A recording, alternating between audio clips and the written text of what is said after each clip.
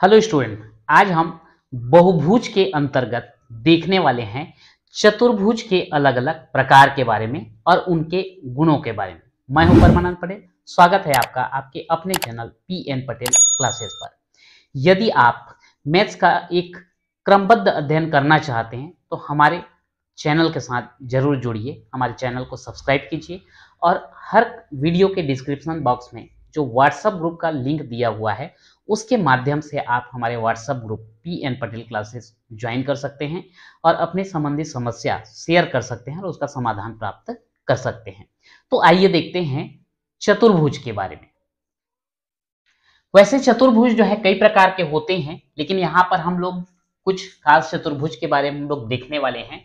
सबसे पहला हम लेते हैं इसमें समांतर चतुर्भुज। ये समांतर चतुर्भुज होता क्या है? अब यहाँ पर जो है चतुर्भुज क्या है उसका डायग्राम बनाएंगे और उसमें क्या क्या गुण होता है इसका जो है आज हम चर्चा करने वाले हैं। तो सबसे पहले हम देखते हैं समांतर चतुर्भुज के बारे में। समांतर चतुर्भुज मतलब ऐसा चतुर्भुज जिसके सम्मुख भुजा समांतर व बराबर हो, समांतर चतुर्भुज कहलाता है। यहां पर ध्यान देंगे, सम्मुख भुजा किसको कहा जाता है वो पहले देख लें। जैसे यहां पर एक चतुर्भुज दर्शाया गया है ए बी सी डी। यहां पे जो है चार भुजा हैं। पहला भुजा है ए बी, दूसरा भुजा बी सी, तीसरा भुजा सी डी और चौथा भुजा डी ए। तो यहां पर सम्मुख भुजा बोलने से कौन कौन सा होगा? भुजा ए बी और भुजा सी डी, ये दोनों जो हैं सम्मुख भुजा कहलाएंगे। इसी प्रकार भुजा बी सी और भुजा ए डी, ये दोनों भी क्या कहलाएंगे? सम्मुख भुजा कहलाएंगे। तो ये आपको सम्मुख भुजा समझ में आ गया होगा। अब यहां पर देखते हैं, बोला गया कि समांतर और बराबर हो। तो ये जो सम्मुख भुजा है ये दोनों समांतर होना चाहिए। समांतर कैसे होता है? अगर इन दोनों रेखाखंडों के बीच की लंबवत दूरी हमेशा एक समान रहे। अगर इस जगह पे हम दोनों के बीच की दूरी ज्ञात करते हैं और इस जगह पे दोनों के बीच की दूरी ज्ञात करते हैं, अगर बराबर है तो ये दोनों क्या कहलाएंगे? समांतर। वैसे ही भुजा BC और भुजा AD, इनके बीच की लंबवत दूरी यहां पर लें या यहां पर लें, अगर एक समान आता है तो वो क्या कहलाता है? समांतर कहलाता है। और यहां पर बोला गया है बराबर, यानी कि लंबाई में बराबर। तो ऐसा कोई चतुर्भुज लिया जाए जिनमें सम्मुख भुजा जैसे कि AB और CD समांतर भी होना चाहिए और लंबाई में बराबर भी होना चाहिए। इसी प्रकार भुजा BC और भुजा AD, ये दोनों भी आपस में समांतर भी होना चाहिए, लंबाई में बराबर भी होना चाहिए। तब इसको हम क्या बोलते हैं? समांतर चतुर्भुज कहते हैं। अगर हम परिभाषा तो देख लिए कि ऐसा चतुर्भुज जिसमें सम्मुख भुजा समांतर भी होना चाहिए, सम्मुख भुजा बराबर भी होना चाहिए, क्या कहलाएगा? समांतर चतुर्भुज कहलाएगा। एक आकृति जो है उदाहरण के लिए मैं यहां पर बना के रखा हूं। अब इसमें अगर हम गुण की बात करें तो तीन आधार पर हम इसके गुणों का चर्चा करते हैं। सबसे पहले तो हम लोग देखते हैं भुजा। तो भुजा बोलने से यहां पर चार भुजा हैं, तो यहां पर बोला जा रहा है कि सम्मुख भुजा कैसे होना चाहिए? समांतर भी होना चाहिए और बराबर भी होना चाहिए। तो यहां पर भुजा में हम क्या लिख देंगे? यहां पर लिखाएगा सम्मुख भुजा समांतर व बराबर। अब यहां पर डिटेल मैं नहीं लिखने वाला हूं कि AB समांतर CD और AB बराबर CD, नहीं लिख रहा हूं। वो आपको समझना है AB की लंबाई और CD की लंबाई बराबर है। चलो एक आध मैं लिख देता हूं। समांतर को कैसे दर्शाते हैं? AB और CD अगर समांतर हैं तो यहां पर AB समांतर CD ऐसा लिखाएगा, और BC और AD अगर समांतर है तो क्या लिखेंगे? BC समांतर AD। साथ में लंबाई भी बराबर बोला गया है, ये तो समांतर के लिए होगा। अब बराबर भी बोल रहे हैं तो क्या लिखेंगे? AB बराबर CD और BC बराबर AD। तो ये हो गया आपका सम्मुख भुजा समांतर भी हो गया और सम्मुख भुजा बराबर भी हो गया। दूसरा देखते हैं यहां पर कोण। तो यहां पर जो है चतुर्भुज में चार कोण होते हैं। तो ये आपका कोण A, कोण B, कोण C और कोण D। तो यहां पर यह देखा गया है कि इसमें सम्मुख कोण भी बराबर होते हैं, यानी कि कोण A का मान और कोण सी का मान आपस में कैसा हो जाएगा, बराबर। तो यहां क्या लिखेंगे, सम्मुख कोण बराबर, नीचे में संकेत में भी मैं लिख देता हूं, कोण ए बराबर कोण सी। ये कोण ए कोण सी बराबर है। ठीक वैसे ही ये कोण बी और ये कोण डी, ये भी आपस में कैसे हो जाएंगे, बराबर हो जाएंगे। तो इस प्रकार से अभी तक हमने दो गुण देख लिया। दो ही बोलेंगे तो ज्यादा अच्छा है, क्योंकि यहां पर सम्मुख भुजा समांतर और बराबर एक गुण, सम्मुख कोण बराबर दूसरा गुण, और देखते हैं विकर्ण। विकर्ण क्या होता है, अगर हम ए को यहां सी से मिला देते हैं, बी को डी से मिला देते हैं, तो ये ए सी और बी डी दोनों क्या कहलाएंगे, विकर्ण कहलाएंगे। अब देख रहे हैं कि दोनों की विकर्ण की लंबाई तो अलग अलग है, लेकिन ये दोनों एक दूसरे को कहां पर प्रतिच्छेद कर रहे हैं, बिंदु ओ पर। और यहां पर जो है जैसे ही ओ पर प्रतिच्छेद करेगा तो यहां पे ओ बी की लंबाई, ओ डी की लंबाई, ये दोनों बराबर हो जाते हैं। ठीक वैसे ही ओ ए की लंबाई, ओ सी की लंबाई बराबर हो जाते हैं, मतलब ये वाला और ये वाला बराबर हो जाएगा। तो इसको हम क्या लिखेंगे, यहां पर लिखेंगे विकर्ण एक दूसरे को समद्विभाजित करते हैं। क्या लिखेंगे, विकर्ण एक दूसरे को समद्विभाजित करते हैं। अब यहां पर देखेंगे आप कि जहां कहीं भी बोल दिया गया कि समांतर चतुर्भुज, तो ऑटोमेटिक उसमें जो है इतने सारे गुण जो है आ जाते हैं। जैसे ही आपको बोला गया कि ये समांतर चतुर्भुज है, तो आपको सीधा सीधा समझ लेना है सम्मुख भुजा समांतर हैं, सम्मुख भुजा बराबर हैं, सम्मुख कोण बराबर हैं, और विकर्ण एक दूसरे को समद्विभाजित करते हैं। जैसे ही समांतर चतुर्भुज बोला गया, ये सारे गुण जो है उसमें आ जाएंगे। ठीक, अब यहां पर जो है इसके बाद जो है जस्ट बाद हम लोग देखने वाले हैं आयत। तो ये आयत जो देखेंगे बिल्कुल इससे मिलता जुलता है, थोड़ा सा एक गुण जो है उसमें और अपडेट हो जाता है। तो ये समांतर चतुर्भुज क्या बन जाने वाला है, आयत बनने वाला है। तो आइए देखेंगे आयत के बारे में। तो ये जो आप आकृति देख रहे हैं एक आयत की आकृति है। अब इसको जो है हम दो तरीके से परिभाषित कर सकते हैं। अगर हम ऐसे देखें तो ये ए बी और सी डी दोनों की लंबाई बराबर लग रहा है, सम्मुख भुजा है। बी सी और ए डी की लंबाई दोनों बराबर लग रहे हैं, ये भी सम्मुख भुजा है। तो ये दोनों समांतर भी दिख रहे हैं और बराबर भी दिख रहे हैं। इसका मतलब ये है कि ये जो है एक समांतर चतुर्भुज है। अगर हम अपने तरीके से परिभाषित करना चाहें तो हम इसको कैसे परिभाषित कर सकते हैं, ऐसा चतुर्भुज जिसके सम्मुख भुजा समांतर व बराबर हों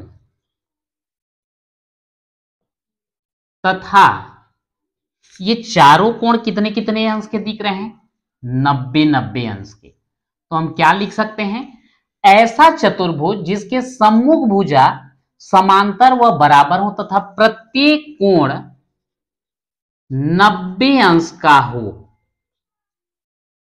आयत कहलाता है। अगर हम ऐसे ही देख करके परिभाषित करें तो हमारा परिभाषा ऐसा होना चाहिए कि ऐसा चतुर्भुज जिसके सम्मुख भुजा जो है समांतर भी होना चाहिए, बराबर भी होना चाहिए, और प्रत्येक कोण कितने अंश का होना चाहिए, 90 अंश का होना चाहिए, तब ये क्या कहलाता है, आयत। लेकिन आपको मैं बोला था इसके पहले, इसको हम एक और तरीके से परिभाषित कर सकते हैं। वो कैसे, अगर सम्मुख भुजा समांतर और बराबर हैं तो कौन सा चतुर्भुज हो गया, समांतर चतुर्भुज। तो हम यहां पे इतने शब्दों को लिखने के बजाय हम समांतर चतुर्भुज भी बोल सकते हैं। तो कैसे परिभाषा बनेगा, ऐसा समांतर चतुर्भुज, ऐसा समांतर चतुर्भुज जिसका प्रत्येक कोण जिसका प्रत्येक कोण 90 अंश का हो आयत कहलाता है। अब देखिए, आपका दो अलग अलग परिभाषा हो गया, लेकिन ऐसा समांतर चतुर्भुज लिख दिए तो इसमें समांतर और बराबर जो है उसी में अंदर आ गया, अलग से और लिखने की आवश्यकता नहीं होती। तो ये आयत का आपका दो परिभाषा, ऐसा चतुर्भुज जिसके सम्मुख भुजा समांतर हो, बराबर हो और प्रत्येक कोण 90-90 अंश के हो, तो ये क्या कहलाता है? आयत कहलाता है। या फिर क्या बोलेंगे? ऐसा समांतर चतुर्भुज जिसका प्रत्येक कोण 90 अंश का हो, वो क्या कहलाता है? आयत कहलाता है। अब यहां पर देखते हैं कि इसमें सम्मुख भुजा क्या है? समांतर है और बराबर। तो भुजा के अंतर्गत गुण क्या हो जाएगा? यहां पर हम लिख देंगे सम्मुख भुजा समांतर व बराबर होते हैं। मैं थोड़ा शॉर्टकट में लिख रहा हूं भैया, है ना। सम्मुख भुजा समांतर और बराबर। कोण कैसे?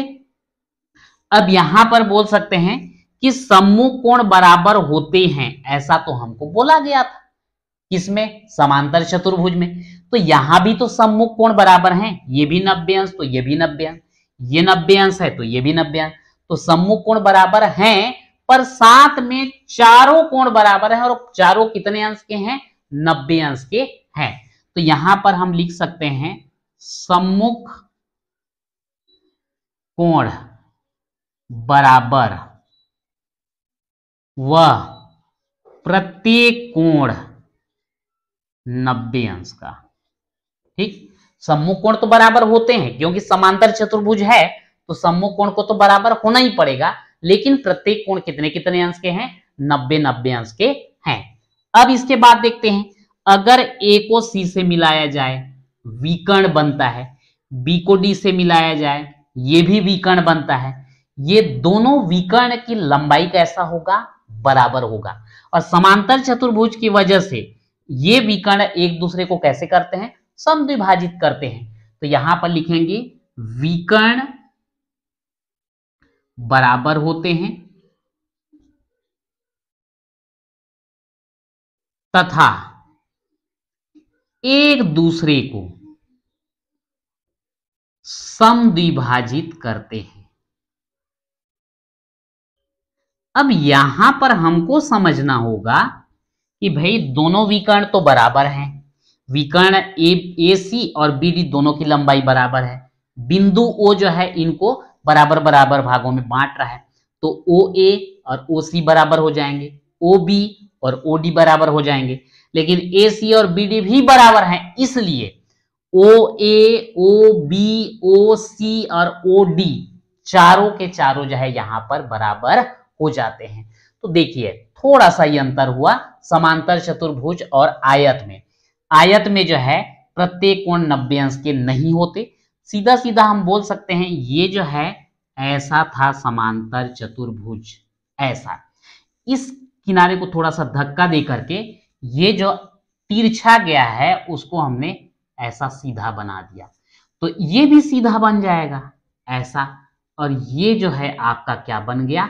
आयत बन गया।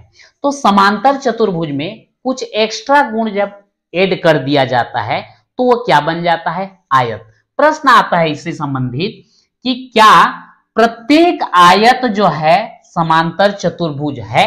तो बिल्कुल है, क्योंकि आयत में जितने भी गुण पाए जाते हैं वो सबके सब जो है समांतर चतुर्भुज में भी पाए जाते हैं। तो हम बोल सकते हैं कि प्रत्येक आयत जो है समांतर चतुर्भुज होता है। पर क्या प्रत्येक समांतर चतुर्भुज आयत हो सकता है क्या? नहीं, हो भी सकता है पर या नहीं भी हो सकता। ठीक, तो प्रत्येक आयत समांतर चतुर्भुज होता है, पर प्रत्येक समांतर चतुर्भुज आयत हो ये जरूरी नहीं है। अगला चतुर्भुज है समचतुर्भुज। समचतुर्भुज का डायग्राम यहां पर आपको दिया गया है ए बी सी डी। यहां पर चारों भुजा की लंबाई जो है बराबर है, सम्मुख भुजा समांतर भी है और चारों भुजा बराबर है, यानी कि सम्मुख भुजा भी बराबर है। चूंकि यहां पर सम्मुख भुजा समांतर भी है, सम्मुख भुजा बराबर भी है, तो ये भी एक प्रकार का समांतर चतुर्भुज है। तो उसके अगर इसको हम देख करके परिभाषित करें तो कैसा होगा परिभाषा? ऐसा चतुर्भुज जिसका सम्मुख भुजा समांतर व बराबर तथा चारों भुजा बराबर हो, क्या कहलाता है? समचतुर्भुज। लेकिन यहां पर जो है, यहां जो लिखे हैं सम्मुख भुजा समांतर व बराबर हो, इसके जगह हम क्या लिख सकते हैं? समांतर चतुर्भुज लिख सकते हैं। तो परिभाषा थोड़ा चेंज हो जाएगा। कैसा हो जाएगा? ऐसा समांतर चतुर्भुज जिसके चारों भुजा बराबर हो समचतुर्भुज कहलाता है। तो इसका जो है आपका दो डेफिनेशन बनता है। यहां पर भी हम बोल सकते हैं कि जितने भी समांतर चतुर्भुज हैं, सॉरी उल्टा बोल दिया, जितने भी समचतुर्भुज हैं वो समांतर चतुर्भुज होते हैं, पर सभी समांतर चतुर्भुज समचतुर्भुज हो ऐसा कोई जरूरी नहीं है। अब इसके गुण के बारे में अगर हम देखें तो ये सम्मुख भुजा कैसे हैं? समांतर। सम्मुख भुजा कैसे हैं? बराबर। और चारों भुजा भी आपस में कैसे हैं? बराबर। तो यहां पर हम क्या लिखेंगे? सम्मुख भुजा समांतर व बराबर, चारों भुजा बराबर।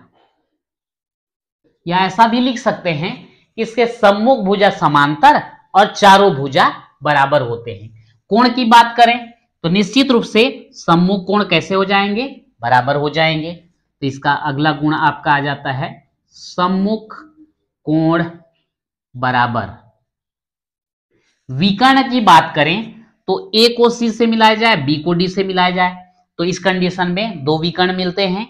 दोनों विकर्ण, लंबाई तो यहां बराबर नहीं होता, लेकिन ये विकर्ण जहां पर एक दूसरे को काटते हैं, यहां पर जो है समद्विभाजित करते हैं। ये समांतर चतुर्भुज के गुण में है। लेकिन एक गुण और आ जाता है, जहां पर भी ये प्रतिच्छेद करते हैं यहां पे 90 अंश का कोण बनता है। यानी कि हम क्या बोल सकते हैं? विकर्ण एक दूसरे को समकोण पर समद्विभाजित करते हैं। तो यहां पर लिखना पड़ेगा विकर्ण एक दूसरे को समकोण पर समद्विभाजित करते हैं। ठीक है, तो इस प्रकार से ये आपका समचतुर्भुज का गुण हो गया। यहां पर एक एक्स्ट्रा, समांतर चतुर्भुज के तुलना में एक गुण एक्स्ट्रा जुड़ा है, चारों भुजा बराबर। यहां पर एक एक्स्ट्रा जुड़ा है, जहां पे विकर्ण एक दूसरे को समद्विभाजित करते हैं वहां कैसे बनाते हैं? समकोण बनाते हैं। अब यहां देखते हैं वर्ग के बारे में। यह है वर्ग की आकृति। देखने से क्या समझ में आता है कि चारों भुजा की लंबाई कैसा है? बराबर है। सम्मुख भुजा कैसे हैं? समांतर हैं। प्रत्येक कोण कितने अंश का है? 90 अंश का है। तो इसके हिसाब से हमारा परिभाषा क्या होना चाहिए? ऐसा चतुर्भुज जिसका सम्मुख भुजा समांतर व बराबर तथा चारों भुजा भी कैसे होना चाहिए? बराबर होना चाहिए, और चारों कोण समकोण होना चाहिए, तब ये क्या कहलाएगा? वर्ग।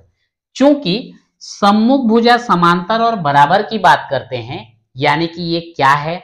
एक समांतर चतुर्भुज है। तो इसका अगला परिभाषा क्या बन सकता है? ऐसा समांतर चतुर्भुज जिसका सभी भुजा बराबर हो। ऐसा समांतर चतुर्भुज है जिसके चारों भुजा कैसे हैं? बराबर हैं, तब उसको हम क्या बोलेंगे? अच्छा, साथ में सभी कोण कैसे हैं? समकोण है, तब क्या कहलाएगा? वर्ग। अब देखते हैं, जब सम्मुख भुजा समांतर और बराबर हैं, जिसके वजह से क्या बोला गया? समांतर चतुर्भुज। लेकिन चारों भुजा भी बराबर हैं, तो क्या बन जाएगा? समचतुर्भुज। तो एक अगला परिभाषा बन जाता है ऐसा समचतुर्भुज। इसमें तीन चीज शामिल हो गए, सम्मुख भुजा समांतर, सम्मुख भुजा बराबर और चारों भुजा बराबर। तो बोल दिए ऐसा समचतुर्भुज जिसका प्रत्येक कोण कितना है? 90 अंश का है, क्या कहलाता है? वर्ग कहलाता है। तो यहां पर जो है वर्ग के लिए हम तीन प्रकार से परिभाषित कर सकते हैं।